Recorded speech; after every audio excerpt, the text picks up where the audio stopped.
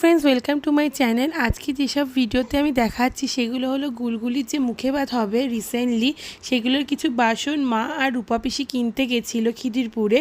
সেখানে শুনেছিলাম নাকি প্রাইসটা একটু কম আছে, তো আমি মোটামুটি রেট বলে দেবো। তো আমাদের অন্নপ্রাশনে কাঁসার বাসনেই লাগে, যাতে প্রথমবার বেবিরা ভাত বিভিন্ন ধরনের যে খাবার প্রসাদ এইসব জিনিসগুলো খেয়ে থাকে। তো ফার্স্টেই মা এখানে দেখিয়ে দিচ্ছে তোমাদেরকে। আমি ভিডিওটা শেয়ার করছি, ভিডিওটা যদি ভালো লেগে থাকে লাইক করো, শেয়ার করো আর সাবস্ক্রাইব করতে কিন্তু ভুলো না। তো টোটাল কত কি প্রাইস পড়লো আর টোটাল কতগুলো বাসন কি বাসন আমাদের কেনা হয়েছিল সেগুলো আমি সমাজের সঙ্গে শেয়ার করছি। দেখতে থাকো ভিডিওটা, সঙ্গে থেকো।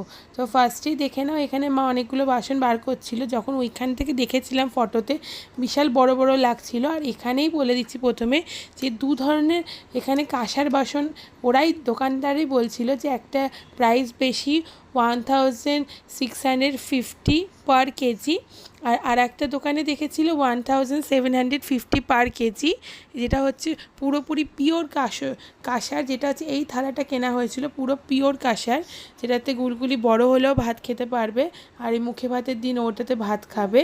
তাছাড়া অন্য অনেকগুলো কাঁসার বাসন কেনা হয়েছিল, সেইগুলো পার পিস হিসেবে কেনা হয়েছিল। ওরা বলেছিল দোকানদার যে পার পিস হিসেবে কিনলে প্রাইসটা একটু নাকি কম পড়বে, আর যদি এমনি কেনা হবে তখন বেশি পড়বে।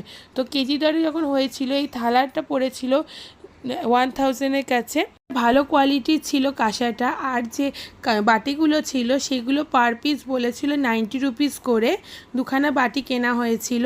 আর গ্লাসটা যেটা হয়েছিল সেটা কাঁসার ছিল না, সেটা অন্য ছিল, ধাতুর ছিল, সেটা পড়েছিল 200। আর প্রাইস কমিয়ে 10 টাকা কমিয়েছিল, 190 রুপিস পড়েছিল। মুখে ভাতের দিন সকাল থেকে ওঠা থেকে যা হবে মোটামুটি সব কিছুই কাঁসার বাসনেই করতে হবে। ওর খাবার সব কিছু যেখানে রান্না হবে পায়েসের জন্য, আর ওর যে জল আনা হবে যেটা দিয়ে স্নান করবে ও, সব কিছুই কাঁসার বাসনেই করতে হবে। তার জন্য আরও অনেক কিছু ছোট ওর মতো করে কাঁসার বাসন কেনা হয়েছিল।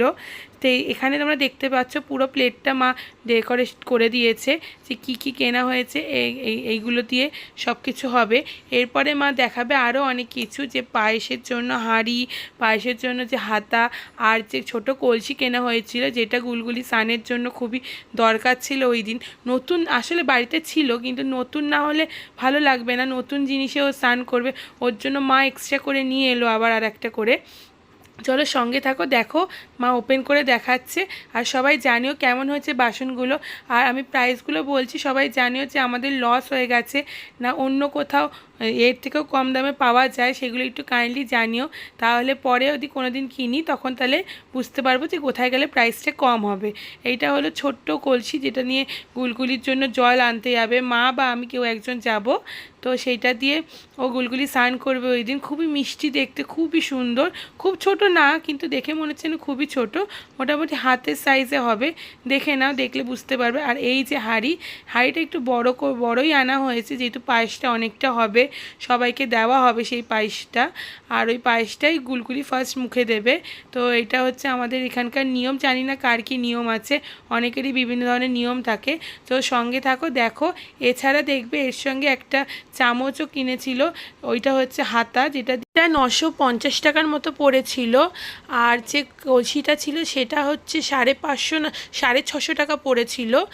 আর যে হাতাটা ছিল ওটা 280 টাকার মতো পড়েছিল। ভিডিওটা ভালো লেগে থাকলে লাইক করো, শেয়ার করো, সাবস্ক্রাইব করতে কিন্তু ভুলো না।